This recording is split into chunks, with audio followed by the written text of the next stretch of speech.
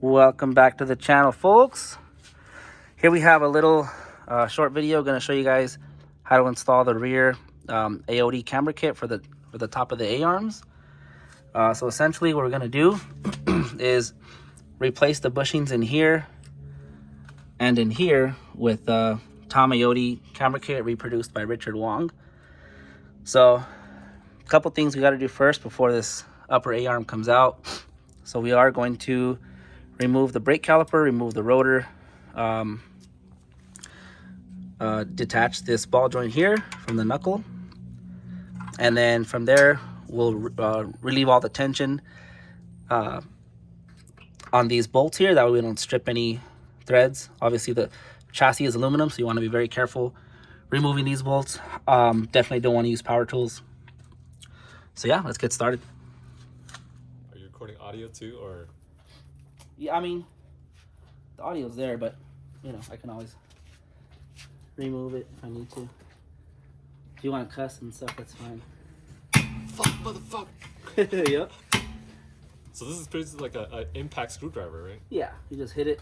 The thing is that these screws, they get rusted inside the rotor, so you need impact to loosen up that rust. Yeah. I might have to borrow that when I switch out. Yeah, let me know. I got it at AutoZone for like $8. Really? Yeah, they're cheap. I might have to go in then. And it comes with the lifetime warranty, so if I mangle these the tips, I'm sorry, the drill bits, the tips, I can just take it back with my receipt and they'll swap it out, no charge. Sick. Yeah. Alrighty guys, once you have the brake caliper and rotor removed, gonna go ahead and unbolt the dust shield bolts, so all 4 of those, and then turn this like so. Now we have access to the nut here. Take off what's that called again? Castle. No, not the castle nut. Oh, the cotter pin? Cotter pin. I always draw a blank on those. I don't know why. So take off the cotter pin, take off the castle nut, and then free up the ball joint. Alrighty, folks. As you can see, we loosened up the castle nut, cotter pin's off, and now it's time to remove this ball joint from the knuckle. So I'm working on my homie B's car, and his boots are already ripped. So B, if you're watching this, you gotta replace your boots soon, homie. So since the boots are already ripped, kind of just shove this in there like so. Got some nice leverage. Wear ear protection when you're doing this because it's pretty loud.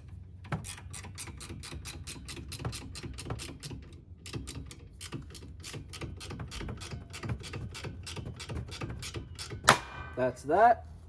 That was pretty quick compared to the other side.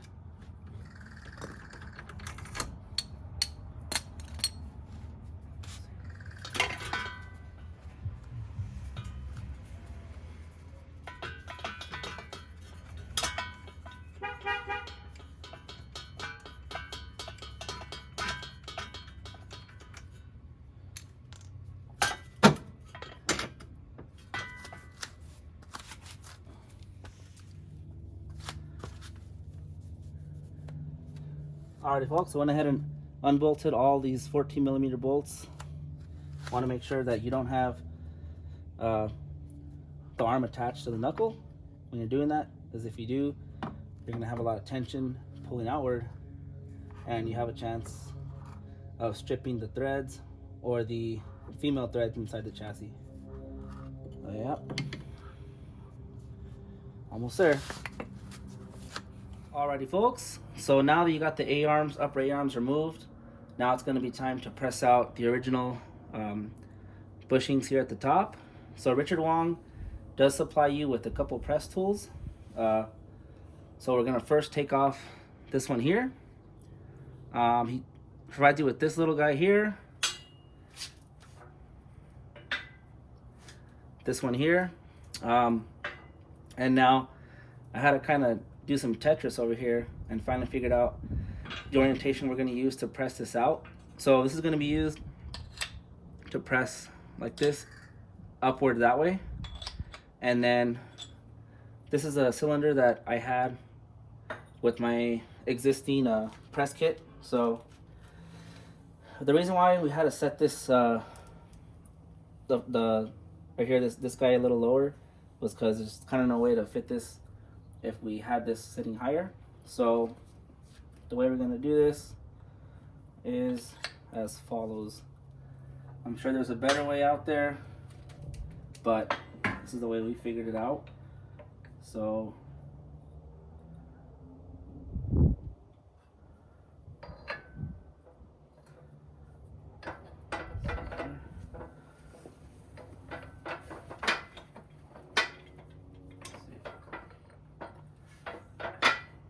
I'm not strong enough. Oh, it doesn't go that. Hold on. It doesn't go that. I'm gonna do this.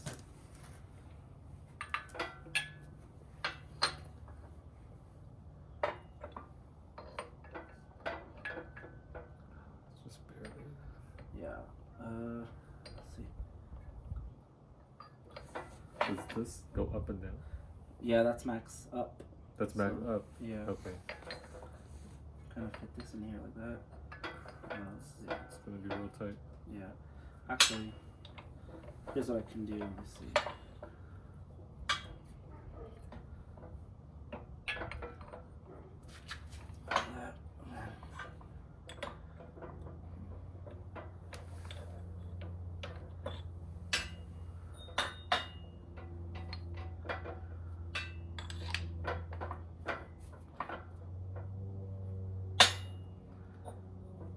Oh, shit. There you go, man.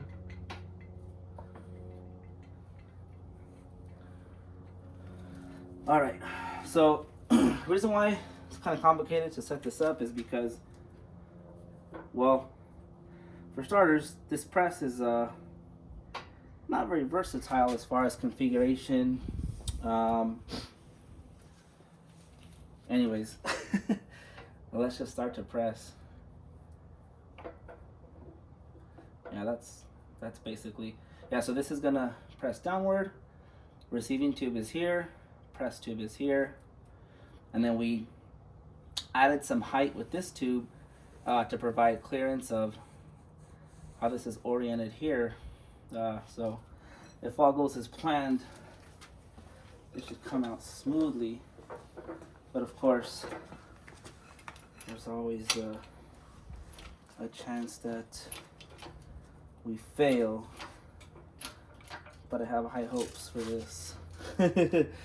Oh yeah, you can already feel the bushing being pressed out, and once you feel that, smooth sailing from there. So safe to say we nailed this orientation, and I always like videotaping this, not just for the channel, but for my own personal future reference, because the configuration to set this up is, you know, you have all your tools in front of you, cylinders here, this and that, and you're like, okay, well, I know with this arsenal I can do the job, but you kind of forget your orientation for setup. So yeah, definitely helps to get the visual.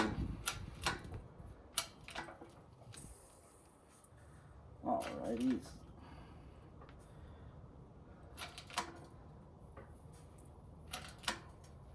Alright, see where we're at here.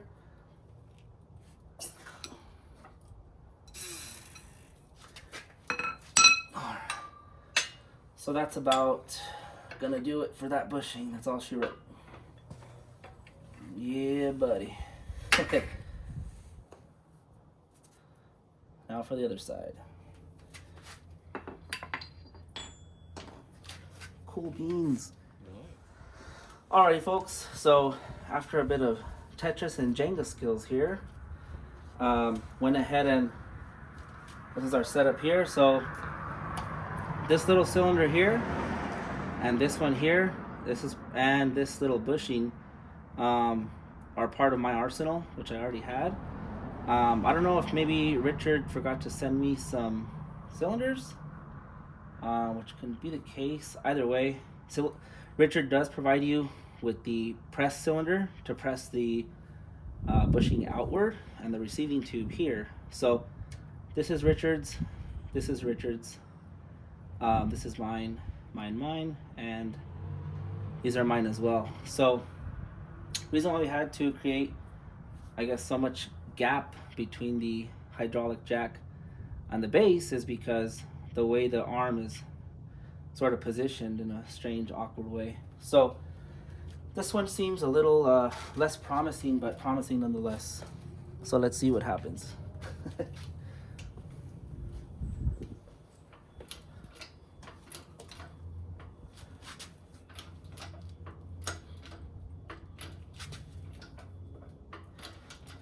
All right, we're golden. It's going, yeah.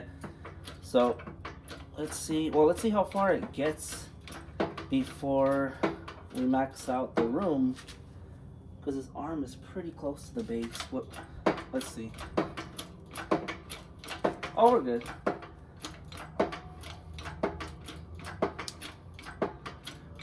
Those are the sounds of glory, but at the same time, there's not a lot of room for this arm to clear here.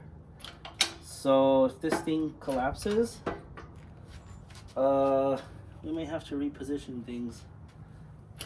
Let's see.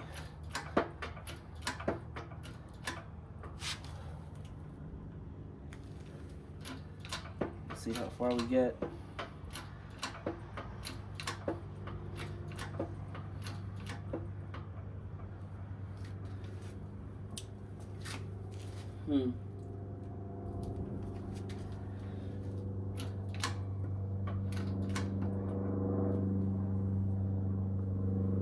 Yeah, we're gonna have to reposition this a little higher. I'm kind of like, should I keep going? Should I not? Because, I mean, it's a little... Oh, yeah, I'm definitely gonna reposition. Alrighty, so that was a little sign from the hydraulic jacking gods there. So we'll go ahead and reposition our setup. So it'll be, we'll have to increase the height here with some tools. Let's see. Alrighty, so we went ahead and added another block here at the bottom, and we should be golden here very shortly.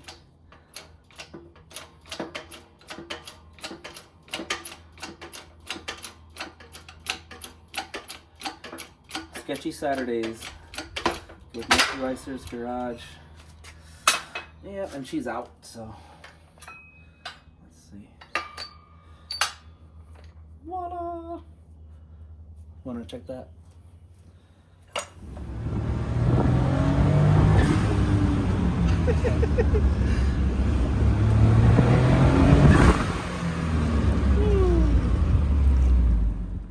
Alrighty, guys, so we have the original bushings pressed out completely, and before we get to installing the Ayotte kit, we are going to need to shave down these pinch welds here. As you can see, they're protruding outward just a bit. See how this side's completely flat, machined down, so is the other outside. So on the inside, there are pinch welds that we will need to grind down.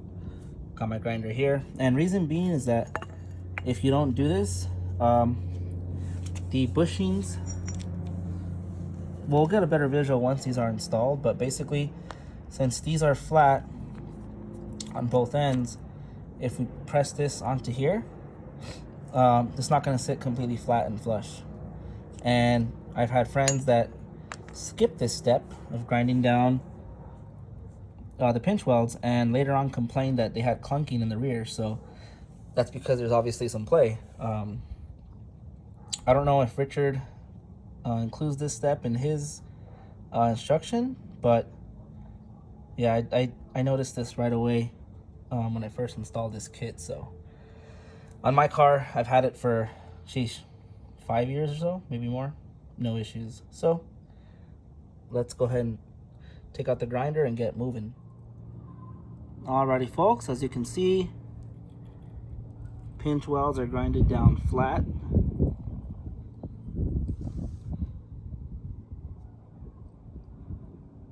So now we can proceed with pressing in the Ayotte camber bushings.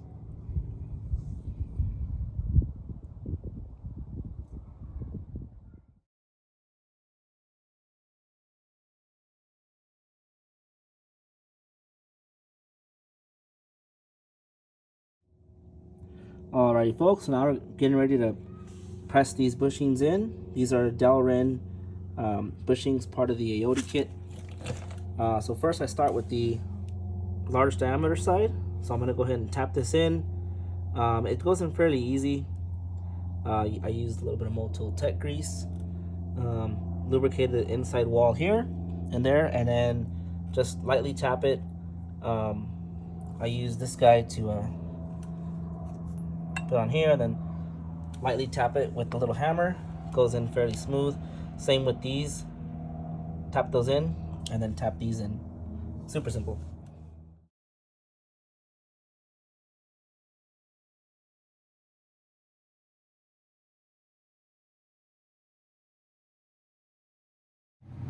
So the A's are inside, so you'll see A and B.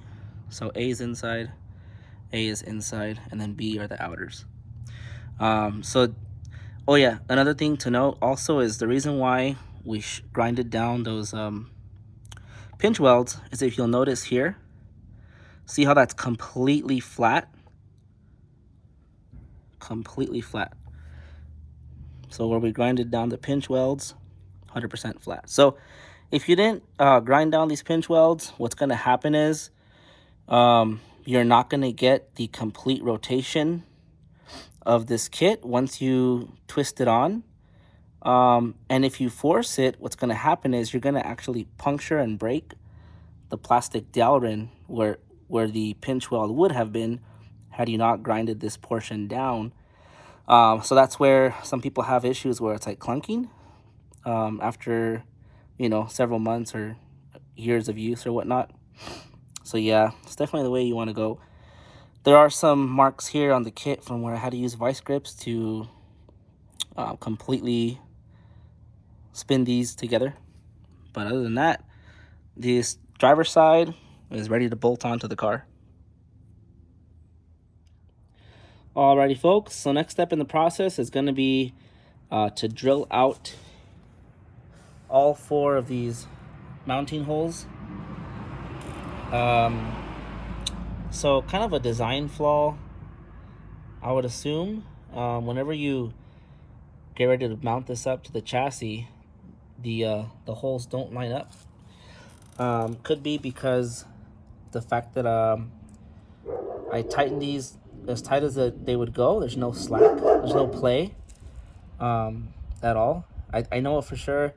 If I were to swivel this around 360 degrees and increase the slack in here, it would probably bolt up, you know, easily. But I'd rather have no play in here and be forced to widen up these holes. So that's what I did on this side. Now I've got to finish up this side. And also, this is the passenger side. So this is B right here. So B and B, right, are the inners, and A for the outers. So yeah, I'll finish this up. Got my little drill here and some oil and just going at it. Little break time here thanks to the wife. A little side bowl of love. Alrighty folks, so driver's side's completely in, bolted on. Now we're finishing up here on the passenger side. So just a little tip, when you're screwing on these 14mm bolts onto the chassis, I'm gonna be very careful and just hand tight first. Make sure they're going in smoothly. These 2 bolts here towards the back, they're a little, it's strange. They kind of go this way, like toward, like, they're a little angled basically. So they're not perfectly up and down straight. So it's kind of have to play with it. And then, yeah, so this side, they're all threaded in. Just now I gotta secure them down to torque spec. So it does take a little bit of finagling, but yeah, once they're in, make sure you're not cross-threading anything, and you're home free after that. So everything's back and bolted on now. As you can see, we have probably about -2 camber in the rear. So it's pretty flush with the fender. I did put a 3mm spacer on here just to clear the caliper because it's very close. So this wheel, these rears, this is 17 by 9.5 plus 35. So keep in mind that's a pretty high offset compared to what we're normally used to for NSX spec on the rear. So when you put this kit, when you install this kit, you got to keep in mind that the geometry of the top of the tire is going to sit in a position that's much closer to the quarter panel compared to the stock setup. So obviously we're forcing the arm up and outward, right? So it's, the position is a lot, like I said, closer to the quarter panel. So if your specs are pretty aggressive as is, and you're on, you know, stock suspension, you may have to rethink your rear wheel spec if you're gonna install this camber kit. So yeah, just a little word of advice there. Also, over the years, well, many years of working on NSXs and everything for suspension stuff, a common issue, well, I don't know if it's an issue, but it's a common little quirk, is that the driver's side rear always protrudes outward further than the passenger side rear. So bear in mind, this is a 17 by 9.5 plus 35, and I have a 3mm spacer to clear the caliper. Well, see how this fits right here, and if we go around,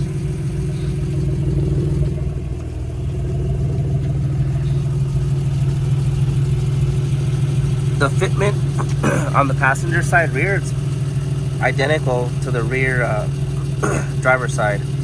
So, and on this side I have a 8mm spacer. So yeah, the when you start messing with aggressive offsets, this and that, you're gonna run into this strange quirk where the passenger side will sink in more than the driver side, even though you have identical camber, you know, ride heights adjusted properly, etc. And I believe this is a similar issue to where some of the guys running like insane axle shafts, they complain that one of the sides on the axle protrudes outward more versus the other side. So I believe that may have something to do with this little quirk here on the NSX. But anyways, yeah, so B's NSX is basically ready for him to take home. I am going to adjust the camber up front a little bit more negative, just to clear the fender a little bit easier. But besides that, we're golden.